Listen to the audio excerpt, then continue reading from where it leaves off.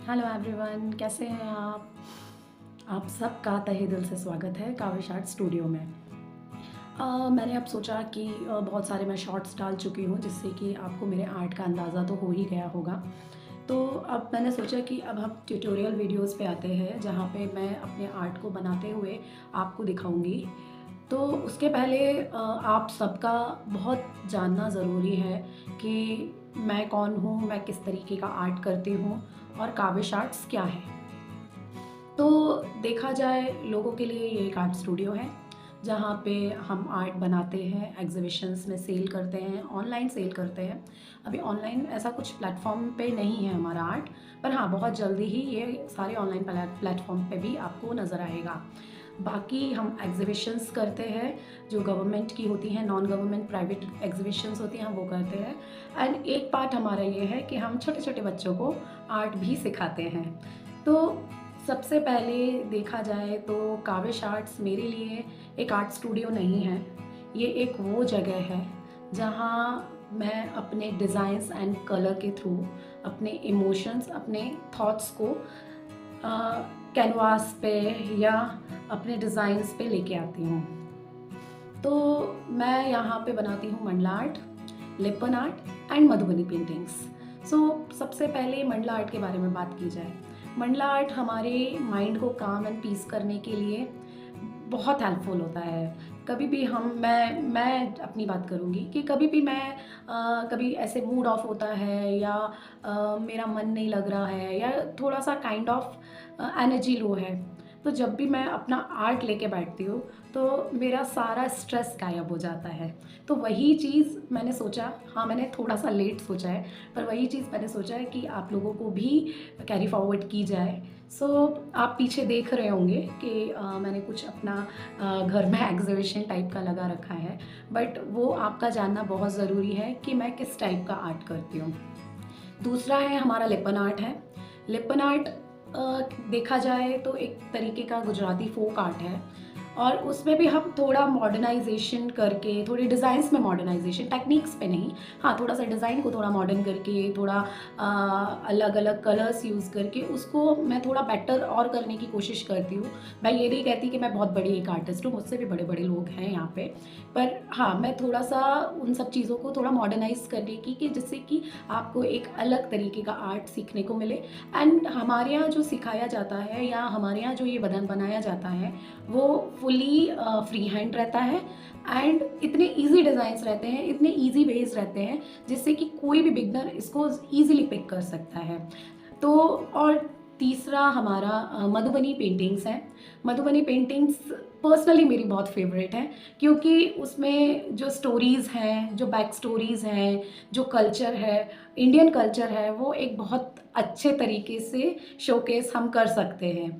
तो अभी जो कुछ सालों से मैं ये जो कर रही हूँ, मुझे ज़्यादा वक्त नहीं हुआ है, 3 साल 4 साल से आफ्टर कोरोना मैंने ये स्टार्ट किया था। इसके पहले मैं फ़िल्म इंडस्ट्री में काम करती थी एज अ कॉस्ट्यूम डिज़ाइनर। कभी मैंने नहीं सोचा था कि मैं आर्ट में इतना आगे बढ़ूँगी, पर ये मेरी एक जर्नी है और ये शायद हो सकता है कि ये डेस्टिनी है कि कभी भी फ़िल्म इंडस्ट्री में रह के मैं वो सुकून और वो पीस नहीं मिला जो मुझे ये काविश आर्ट स्टार्ट करके मुझे वो सारी चीज़ें मिली।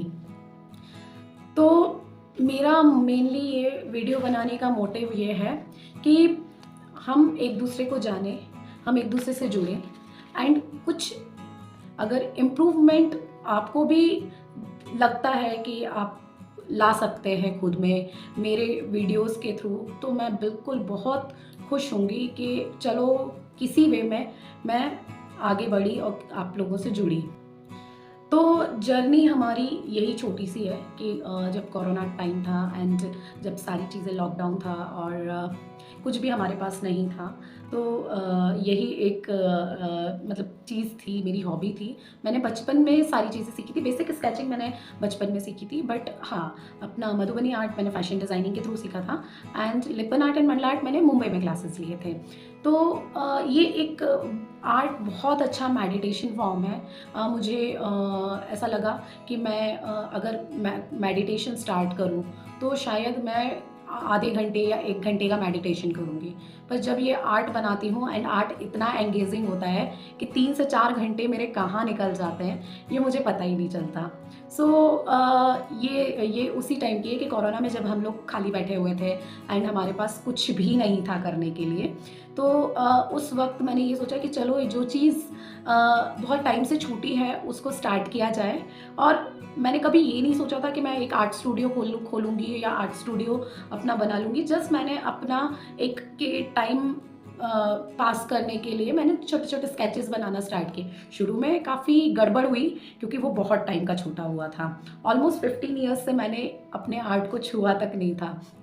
फिर धीरे धीरे मैंने 1 साल काफ़ी प्रैक्टिस की एंड जैसे ही मैंने ये स्टार्ट किया आफ्टर 15 ईयर्स, तो मुझे बहुत अच्छा लगने लगा। क्योंकि आजकल पहले तो उतने हमारे पास चीज़ें होती नहीं थी। जैसे अब आजकल हर चीज़ के लिए अलग अलग कलर्स हैं, सिल्क कलर अलग हैं, एक्रिलिक कलर्स अलग हैं, पोस्टर कलर्स अलग हैं। तो पहले सिर्फ 1 या 2 तरीके के कलर्स मिलते थे और बिकॉज मैं एक बहुत स्मॉल टाउन से थी तो वहाँ पे बहुत सारी चीज़ें हमें मिलती भी नहीं थी। तो मैंने ये सोचा कि चलो इस चीज़ को फिर से स्टार्ट किया जाए। एंड जब मैं स्टार्ट की एंड मैं धीरे धीरे प्रैक्टिस करती गई और जब चीज़ें थोड़ी थोड़ी बेटर होती गई, तो तब मेरा मन पूरी तरीके से ऐसा हो गया कि नहीं, कुछ तो इसी चीज़ में करना चाहिए। हो सकता है कि मैंने ये चीज़ इसलिए स्टार्ट की कि मैं इसी में ही आगे बढ़ पाऊँ।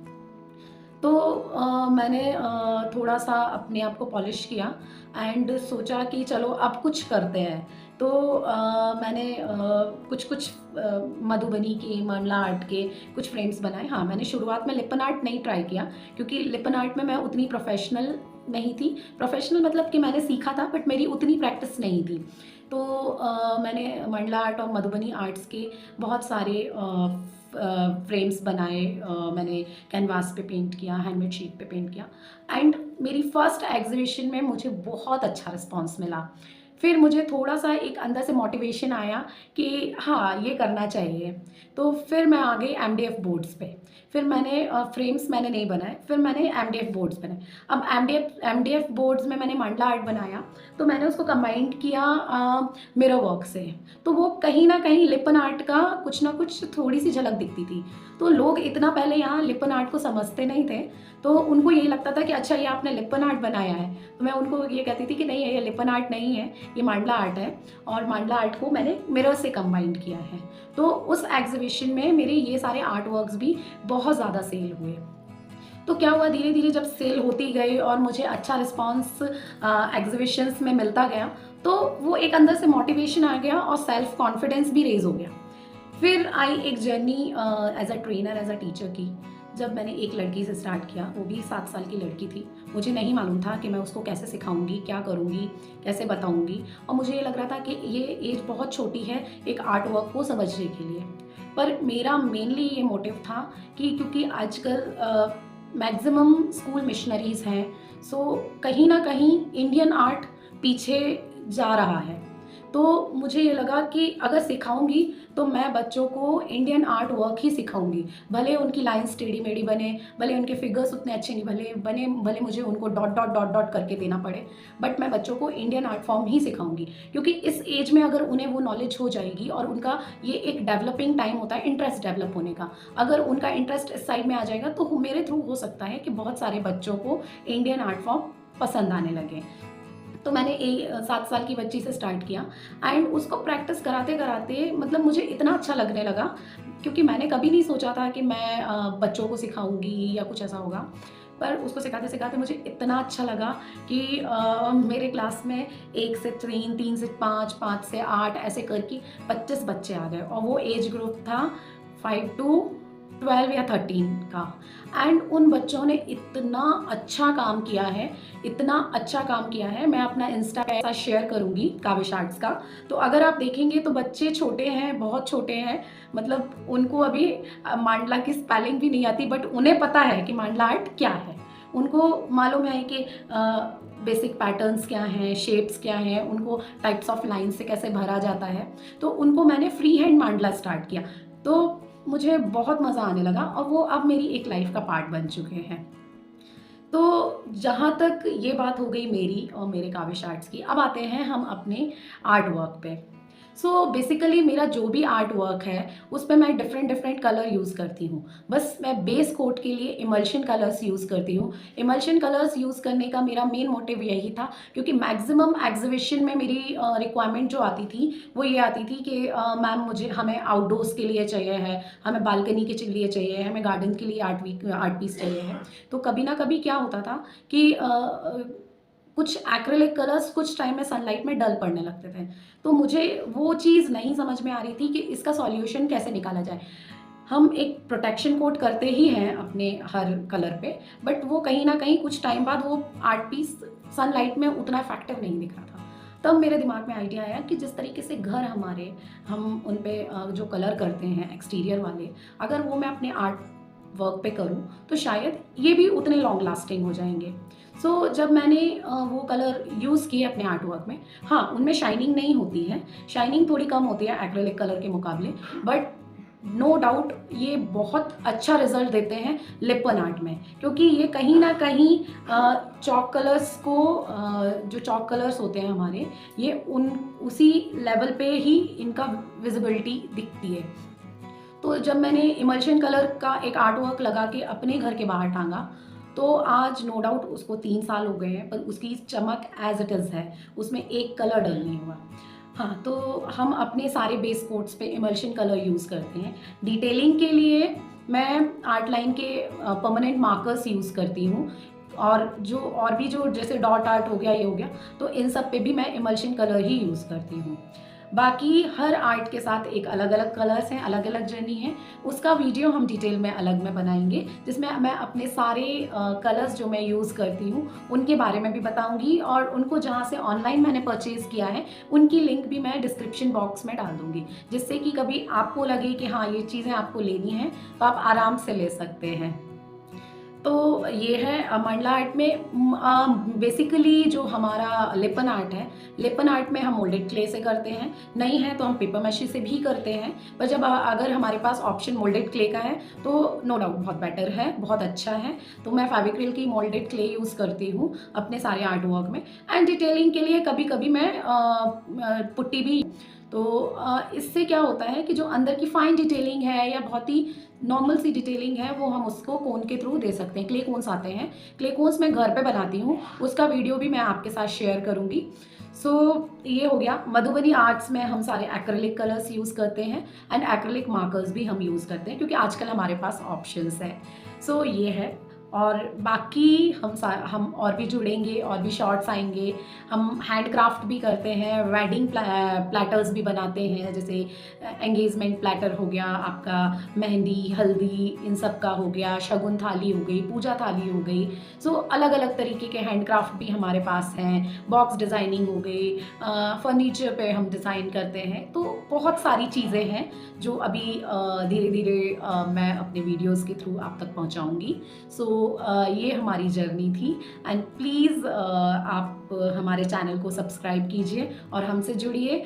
हो सकता है कि कहीं ना कहीं हम एक बेटर आर्ट जर्नी अपनी बनाएं। सो थैंक यू सो मच मुझसे जुड़ने के लिए, एंड हमारे चैनल को सपोर्ट करिए। आपके सपोर्ट की हमें बहुत ज़रूरत है, क्योंकि बिना आपके सपोर्ट के हम ग्रो नहीं कर पाएंगे। सो थैंक यू सो मच मेरा जर्नी सुनने के लिए। हम बहुत जल्दी मिलते हैं नेक्स्ट वीडियोज़ में, और अब जो वीडियोज़ आएंगे वो ट्यूटोरियल वीडियोज़ आएंगे, जहाँ मैं छोटे छोटे बेसिक बिगनर्स के लिए बनाऊँगी। क्योंकि जब मैंने अपनी स्टार्ट की थी जर्नी, शायद मेरे पास इतना गाइडेंस नहीं था, और मैं यहाँ पे गाइडेंस देने नहीं आई हूँ, मैं लेने भी आई हूँ। अगर आपको लगता है कि कोई चीज़ आपको बेटर पता है, आप मुझे बता सकते हैं, तो बिल्कुल आप कमेंट कीजिए। एंड अगर किसी आर्ट वर्क को आप परचेज भी करना चाहते हैं तो आप मुझे DM कीजिए, मैं उसका प्राइस, उसका मटेरियल, उसका साइज़ आपको सब बताऊँगी। So thank you so much, and have a good day, bye bye.